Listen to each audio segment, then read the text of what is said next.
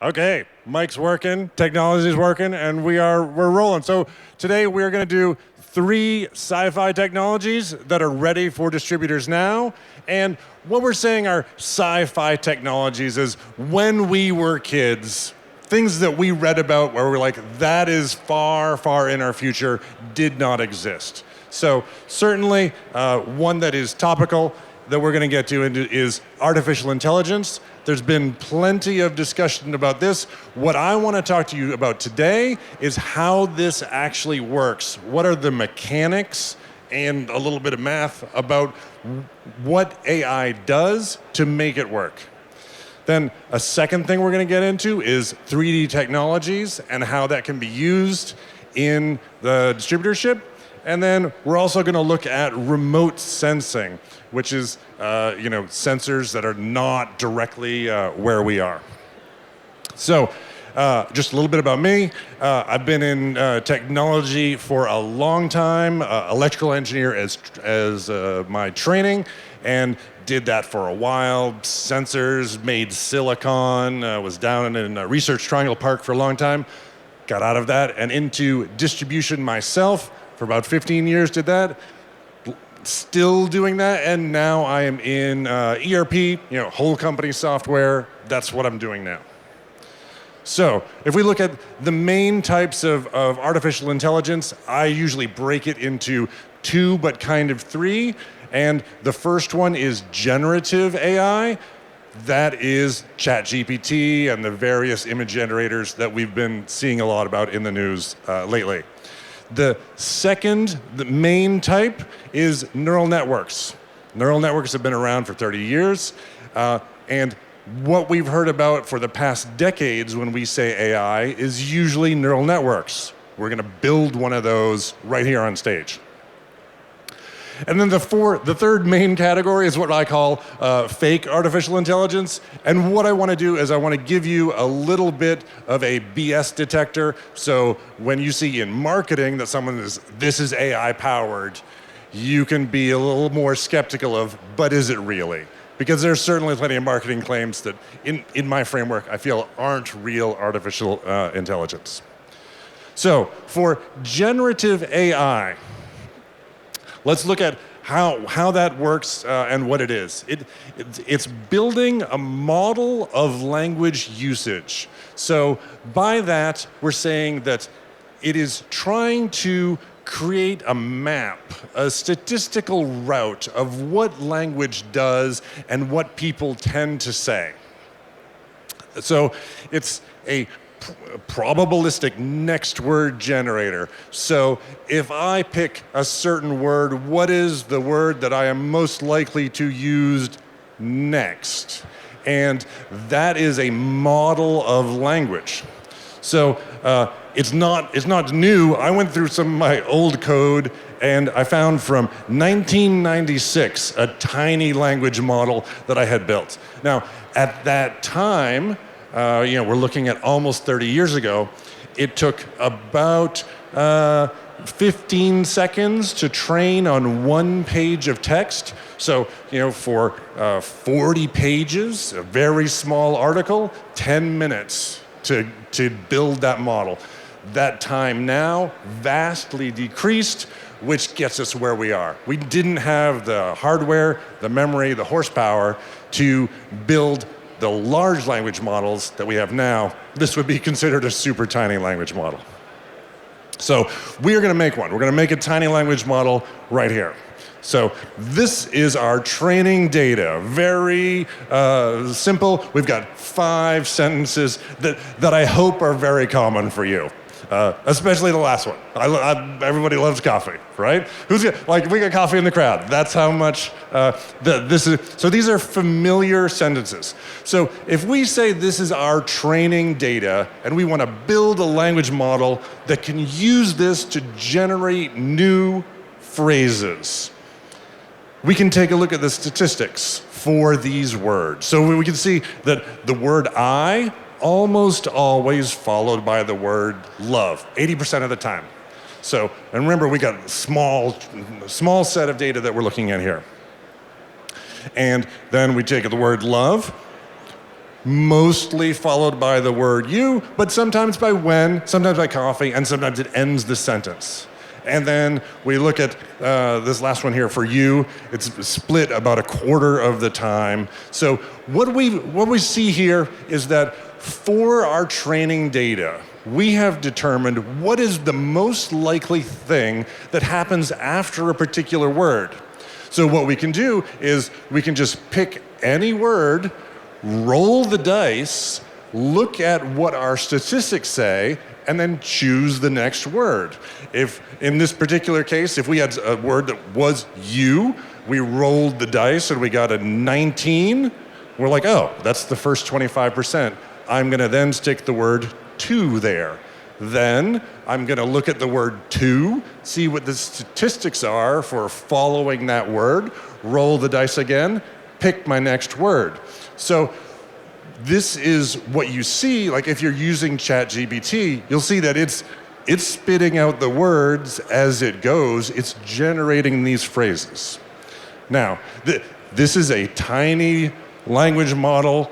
It can basically only tell you that it likes flowers and it wants coffee, right? It cannot accomplish very much because of the training data.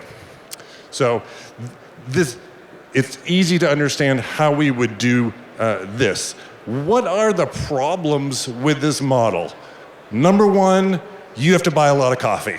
That's the problem. That's just like, it's like all the time, it's just telling you it wants coffee. But the other problem is, with such a small amount of data, what happens is it might jump to an entirely different topic if it gets a bad roll of the dice. So it's going along, it seems like it's making sense, it rolls a 99 and then chooses the most unlikely word as its next word, completely skips the topic, and now you're off as you're like, this does not make any sense at all. This is because we have a very small model here, but this problem of switching topics in the middle of what you're talking about, that's a difficulty. So, how can we fix this sort of problems? So, number one, instead of looking at just a word, we could get a lot more context if we looked at a word pair. So now if we were looking at the word pair I love, and we were instead analyzing what comes after I love. Well, that's gonna be a different set of words than they love or he loves, So adding more context to this is gonna get us a better prediction of what that next word should be. What comes after love you? Again, more likely to end the sentence. So again, as we add more context, we get a better prediction of what that next word will be. From here, obviously, we could say not just 2 words, we could bring it to 3 words, look at entire sentences and phrases. That's a pretty easy fix to get further into how we can build this language model. And obviously, we could put in much more training data. Now, what we've looked at with the large language models that exist, it's most of the data that was available on the internet prior to 2021.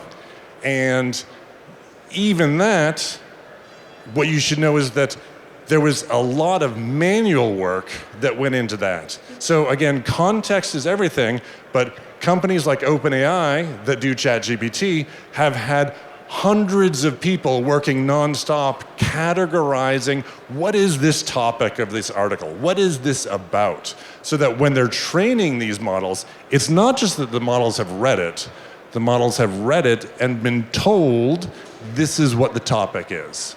This is what this is about. So that's going to give them a lot more accuracy. So that removes a little bit of the magic as far as that magically learning what it is. It's been helped, which there's nothing wrong with that. If I'm training to do a triathlon, I want some help. If I'm training to learn something new, I want some help. That's going to go a lot better. So what is the result of a large language model? It is a statistical model about what to say next. So at a very large scale, it has access to some sort of capabilities that you wouldn't expect it to generate. But a drawback is to consider that it is a statistical model. It is an average of what is out there. So imagine that you read 100 articles on what is the correct spec, what is the correct torque for, like, say, an M12 bolt, right? So if you asked it to say, hey, ChatGPT, give me the torque spec for an M12, most likely it will give you the average result that it had read in those 100 articles. That's going to be fine if you're building a fence in your backyard. If you are assembling a titanium rocket shell that's going to be going into space with extreme variations of temperature and you've got unusual materials, you do not want the average answer. You do not want the statistically most likely answer for that result, right? So that is one thing to be careful about when you're saying, it's going to give me an answer to the question. It will. Is that answer the one that you particularly need? So good times to use artificial intelligence. When it's been done before a lot. So here are some examples of things that we can easily find on the internet. You're having an open house. You need someone to write a flyer for it. There are 1 billion flyers for open houses on the internet. So if you say, give me the average of a open house flyer, that's not a difficult ask. A press release for a new store, again, same. These are things where we have many examples to draw from, and it's not a critical specification specific answer that we need to get to. So some bad times to use AI, okay? Number one, if it requires your proprietary data.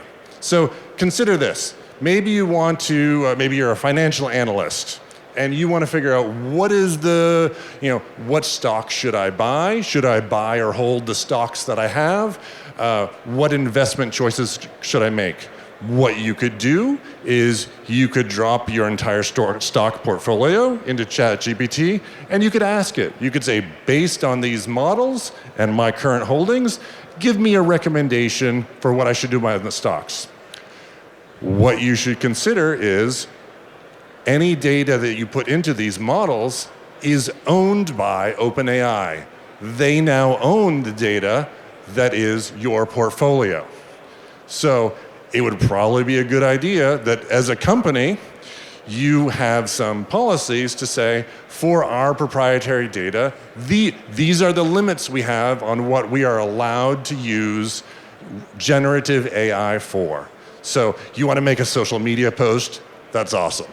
You want to write a easy, a cover letter for some PO that we're sending? Super good. If you want to put in our sales and tell us, make a prediction for what's next year, maybe you don't give that data away. So there are some privately held, essentially closed source large language models that you could purchase and own yourself. That would be a way around that. But again, it is just something to consider. Don't throw all of your data or your customers' data into ChatGPT without considering those things. Another one is if you are looking for a particular answer that requires a critical result. So, torque specs, medicine doses, electrical things. These are situations where you don't want the average answer. You want the engineering specific critical answer to your question, right?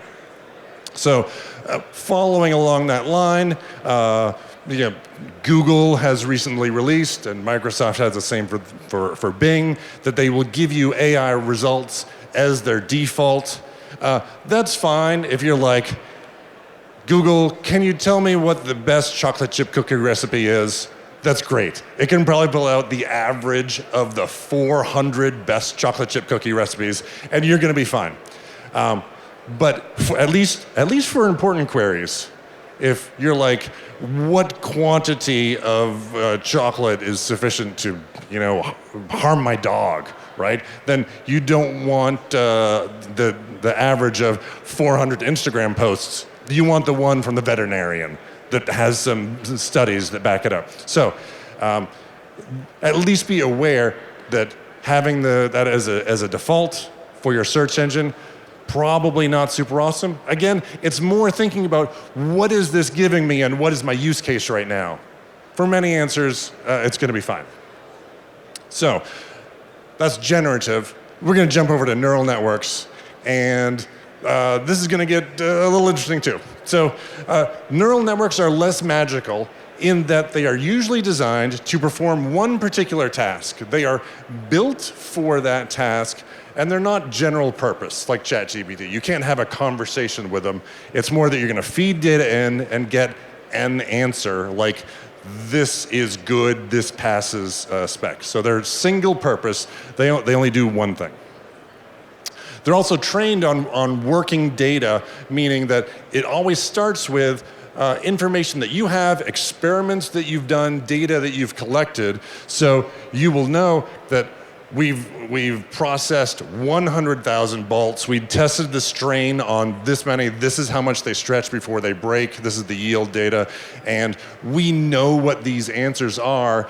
Now let's use that real world data to train this neural network to then find out what we can expect from this bolt before we tear it apart. So some example use cases of neural networks. The US Post Office uses them to figure out handwritten zip codes. That's a relatively easy one. That's going to be a neural network that's doing in 2 dimensions. And they've been doing that for quite a few years now. Buying pattern prediction is another one where you have a particular set of data. What is this customer buying? What is he likely to buy based on other data that we have? And cancer in MRI scans is, again, looking at an image and saying that based on 100,000 MRIs that we've had in the past, where a doctor has hand-detected cancer, tests have detected that there's cancer there, we are going to feed that in and say, all right, based on these, we know the output. Let's see if you can learn which image contains cancer. So what we're going to do, we're going to fire a cannon. That's what we're going to do. We are going to build a neural network here. So firing a cannon doesn't quite go back to Charles Babbage and his analytical engine, but it was shortly after that. Artillery calculations have been one of the very earliest things that computers were used for. So we know what this is. Here's the calculation for range, and it involves the velocity and the angle of the cannon and gravity, right? If we just ignore friction for the moment. So we know that this is the exact formula in math, in physics, but can we train a neural network to learn this on its own? So there's going to be a little bit of math. If you can multiply by 3, you can follow along with what's about to happen. So let's look at some real data. So I'll walk down here. So this is, using this formula, this is what we have for the velocity of what's coming out of the cannon, the angle that we have the cannon, and then how far down did it go, okay? So if we use the formula that we just had, these are the answers that we get. So what we're going to do is we're going to have a neural network that almost not a network. We're going to have one neuron, a single neuron. And all we do with a neuron is we give it one number and say, multiply by something, tell me the answer. So here it is. This is our neuron, which is just going to guess. Well, 3 times the velocity, that's my guess for what the range is going to be. So here's our velocity. We're saying it's 100. We multiply by 3 because that's what our one neuron says. The real range from our test data was 311. Not too bad. Our error was 11 feet. We're a little bit short. So that is this one neuron. It just says multiply velocity by 3. So if we go to the next one, the velocity was 150. We just multiply by 3. Now, the real answer was 700 because the angle of the cannon is also involved here, right? So we were off by 250 in this case. So our third piece of training data, 120, we multiply by 3. Here's the real range. We were off by 17. So this is what one neuron is guessing for what the cannonball range is going to be. So here's our training data. Again, it's very small. We only took 3 shots with this cannon. We'll assume it's budget limited. We didn't have the money to fire 1,000 shots. So let's take all of these errors. We're going to add them up. And so if our neuron is saying 3 times velocity, the total error for the whole system for all our data, 278. Okay? So that is one neuron trying to figure out what this range is going to be. So this very simple so far. So what we do next is you're going to introduce a little bit of random change. It's basically the network is going to try something new and then see if it gets any better or worse. So we've done this before, we can go through pretty quickly. If we say 3.5 times the velocity, it's just going to try it again, do the same calculations. 100 is the real velocity, and so we multiply by 3.5. There's our guess. Turns out the error actually went up. It was 11 last time. This one actually gets a little bit closer. So the 150, this error was like 250 before, and now it's dropped around to 175. This one is a little bit worse. So we see some of these results are better, some of them are worse. So let's take this whole column of error and we add that up and say, okay, our one neuron at 3.5 times velocity, well, overall, it did a better job guessing. So this is how this neural network is learning. It runs through the data, adds up all of its error, and compares it to how badly did I do last time. And so then we can roll through this again. We say, all right, well, what if it tries 4? Here's its math for 4. We add up all the error, 282. And so here is our result for our one neuron trying to learn how far is this cannonball going to go. And it has done only 3 iterations, and it has discovered, well, for as far as I know, I just take the velocity, multiply by 3.5. That's the distance. It's probably going to get close enough to hit whatever I'm trying to hit, right? So now, you guys, that's the end of the math. We aren't doing any more math. So you can imagine that if we said, hey, now that you know that 3.5 is closer, maybe go back and try 3.6. Maybe try 3.3. Maybe get a little bit closer and drop the error down again. Everyone here in the audience will realize that a main problem that we have is we entirely ignored the angle. The angle was not considered at all. So if we had this cannon and we pointed it at 89 degrees, we know that the cannonball is going to fire straight up and it's going to land right here on the stage.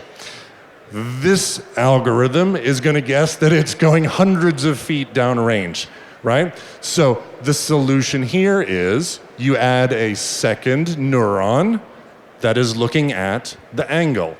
So both the velocity and the angle would each get their own neuron. They'd take that number that it's fed, multiply it out, see how wrong it was, and then try again.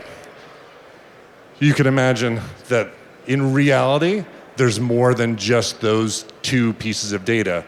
But at least what we've done here, on stage, we've built a neural network and trained it. That's how it works. But you can see that this neural network is not going to tell me if there's cancer in an MRI. It wasn't trained for that. It didn't have data for that. It doesn't have the structure for that. It's also not going to tell me a good recipe for a chocolate chip cookie. Like that's not what it does. So with neural networks, They're trained by guessing and by iteration. They're going to go through many loops with that data and guess, try again, measure its results. So it can only solve the problem that it's trained on, and it can also reveal connections that maybe we didn't even know about. So if we go back to the Canon example, let's say we fed in the time of day that we shot the Canon, and you're like, well, I mean, it was in the data, we recorded it, but what if it turns out that cannonballs shot at night go further? You have no idea why, but it turns out that if the neuron that has time of day is saying night or daytime, and it does. Now, after we think about it, we're like, maybe at nighttime, the air cools down, it's less humid, there's less friction or mass for it to interfere with, and we might figure out after the fact why the neural network has determined that time of day makes a difference, but we didn't know going into it that it would. So for that, that makes it pretty interesting in that we don't know necessarily as we're going through. So for the results, this is a mature technology, but each one of these is an engineering project. There's no off-the-shelf neural network stuff that you can get to. It's also, we don't know till we're done how good it's going to be. It is an engineering project. So it's pretty powerful, and sometimes the only answer for the cannonball, we have a formula. We can determine that using physics. There is no equation for does this MRI picture show that the patient has cancer. So in that sense, sometimes a neural network is the only way to get an answer to what you're doing. Now, it's also true that the neural networks that we just talked to and the large language models have, in a sense, neurons as well. There's a large overlap in these technologies. The way we are using them currently, it's a pretty good split to say that they are different. So, fake artificial intelligence. So, we can all agree 2 + 2 is not calculus. And just because a computer has given you the answer does not make that artificial intelligence. So, statistics, if we can do it in a spreadsheet, that's still not artificial intelligence. And even just using historical data, if you say this is the most likely number of orders that we are going to receive in July, that is also not AI. So AI is a great buzzword. So we built a neural network here on stage. If what you're looking at is not something that is using training and iterative guessing and neurons, then that's probably not AI. It's probably going to be marketing hype, or conceivably it is using someone else's tool like text-to-speech. So if you have a software vendor saying, use our AI-powered tool, blah, blah, blah, and you drill down and you find out, well, what is it that's really AI? And it's like, well, you can talk to it. Well, that's as much saying that when I send my text to my buddy that says, I'm outside, come get me, that's AI-powered. Okay, technically. So I'm just saying, beware of marketing because AI is everywhere. Let's get into some 3D technologies. So for distributors, warehouse mapping. And why would we want to go through this? One good reason is increased storage density. So if we 3D map our warehouse, then that means we don't have to have a single pallet holding a 6-inch square box just because all of our bins are set up as pallet sized. And another benefit of 3D stuff here is training. So the guys that you have that have been working with your company for 6 years, 10 years, they know where everything is. John, that you hired last Tuesday, has no idea.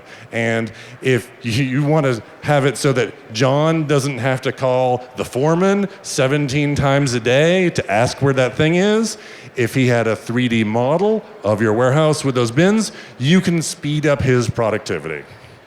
And in the future, robots are only getting cheaper. The possibility of robotic integration there, it exists. That's a little bit further out for most of us.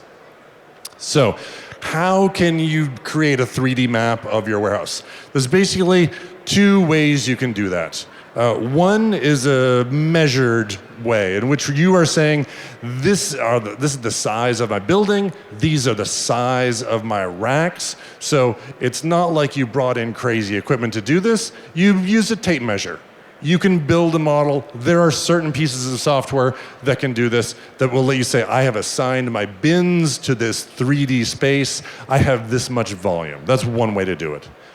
A second way to do it is photorealistic scanning. And this is where we're building like what is essentially a architectural walkthrough, where you would be able to see a photorealistic render, like a real estate tour of your warehouse. That involves a lot more cameras, high-end equipment.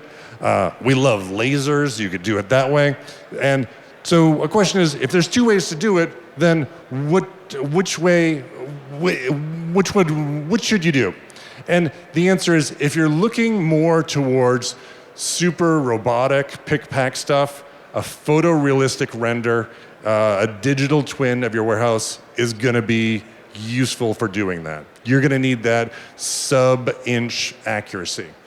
If what you're really looking for is efficiencies gained in a typical distributorship like that's exhibiting here at IFE, then a measured or computed model, way cheaper to build, and you'll get the efficiencies that you want from that. So those are the two ways to do it. So other 3D technologies, one of them is a vision system for back safes. So these are camera systems that are watching your employees as they lift, pick, and pack stuff, creating a 3D model of that human in real time, and then like looking for, are they using their back as they lift? And that is, you want to know if Bobby is always lifting with his back. And you want to go have a talk with him before he hurts himself, right? Because we're all working on safety. That's a good way we can do it. Counting inventory, there are vision systems where you can just walk around a pallet and it will look at the measurements, count all the boxes on the outside, and from that infer and calculate the boxes on the inside, do those inventory counts using a combination of vision and 3D systems. 3D printing is another one that we usually think of as just fun. So bear with me for a minute because there's a little bit of a reveal here. So what would I print? If our company had a 3D printer, what would I print? Well, if you are a retail counter, you could print some display stands, to hold drill bits there by the counter. That's fairly simple. If you could do custom bolt caps, if you were shipping things, normally there's some protective webbing to protect the threads. You could print custom caps for that. But really, the biggest thing is employee creativity. 3D printing is relatively new. It's relatively affordable. If I said, for $500, I can get your employees to think all day about new stuff that you guys could do to improve your business, the ROI is really there. That's what it is engaging the younger people to say, we want to have your ideas. And not only do I want to say I want to have your ideas, I want you to give me your idea, and then we're going to turn it into something real. It doesn't matter if it's the equivalent of, a $10 display stand. What it really is you've got your guys thinking all the time, how can we improve this business? That's the real ROI on a $500 3D printer.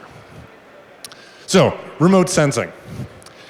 Cell phones are maybe a little more amazing than we believe. Certainly, they are now able to be barcode scanners. 20 years ago, that was a dedicated and expensive handheld device. So, inventory counts, walking around doing that mobile, that system that I talked about that does 3D modeling of pallets, that can run on a cell phone. Bluetooth barcode scanner integration. So with this, we have Bluetooth barcodes that have a 30-foot reach that can connect to your cell phone, and that gives you the same ability to integrate with your ERP or warehouse system, but taking your relatively cheap camera hardware that would never be able to reach 30 feet to that top rack on the pallet and giving it that extra power. And mobile pick pack is certainly handy, not quite sensing. Just to jump out of distribution for just a second, if we look at a digital twin, then for manufacturing, you could have, you say you have a machine, a thread roller, and in real life, it has actuators and motors, and you could have sensors for vibration and temperature. You could build a digital twin of that where you are feeding it the same information. You're saying, when I run the machine at this speed, I expect there to be this much vibration. So that machine is running a simulation in the computer. The actual machine is running. And then what you can have it do is, if there is a variation, a delta, if that vibration suddenly increases compared to the idealized model, or if that vibration stops, you're like, well, either our cutting burrs, have gotten dull and are now struggling, or the bit has broken entirely, and that's why the vibration has ceased. So you can compare your digital twin to your actual model and use that for a lot of efficiency increase as far as tooling changes. For RFID, this is a lot of tracking stuff that we can do. Most of the stuff that we see as consumers on a day-to-day basis is very short range. Put your cell phone on this thing to make a payment. There's also long-range RFID. And for active RFID, we can read in an entire container's worth of inventory. This tends to only make sense at a larger scale. So you need to have usually more expensive products, and there's best with ecosystem support, meaning that if you don't have this built in to your ERP or your shipping system, that's going to be difficult. They're complex enough that it's not easy to do on your own. So summary, here we are. So sci-fi tech that you can use this week. So take some of the boring work that you don't want to do and have ChatGPT do that. That's easy enough. So some social media posts, some letters, some cover letters, that's easy. You can use that before you even go home. So for next week, what's some sci-fi texts that you can do? So have it make a social media post. Go over to some of the image generators and say, hey, make me a picture of at a huge exhibition booth at a tech expo, and I'm going to make a social media post for that about that. That's pretty easy. It's not hard to do. 3D printing, relatively easy to get into. The cheap ones are a couple $100. You can get a reasonable one for maybe $700. See me after if you want some advice. But you could have that in your office next week and having your guys get more creative and inspired. So beyond next week, the timeline moves out a little bit more. Next year, so this is scale dependent on where you are. So for most of us, for a very small distributorship, more barcodes, that'd be great. Less hand data entry in general, that's gonna be great. For a medium scale, what we would look at is, hey, let's do some lot tracking. Let's use some QR codes. Let's maybe track some certificates and get that integrated with our stuff. That's gonna, these are a little bit more projects. Let's do some 3D warehouse. We could easily get that done by next year. And then for a very large scale, we're looking at maybe robotic picking. This is well into, it's gonna be a big project.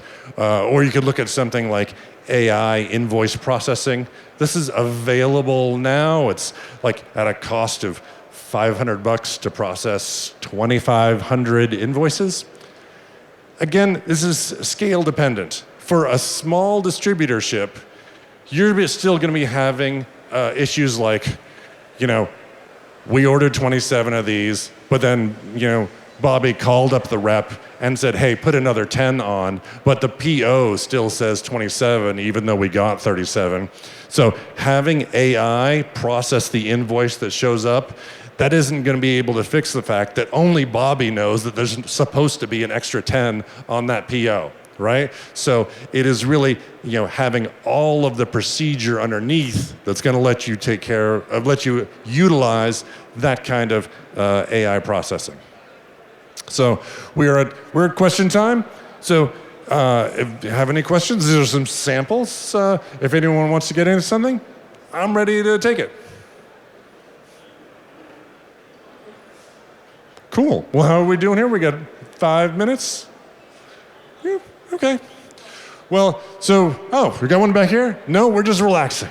Well, I would like to officially bestow, one in the back, Chris.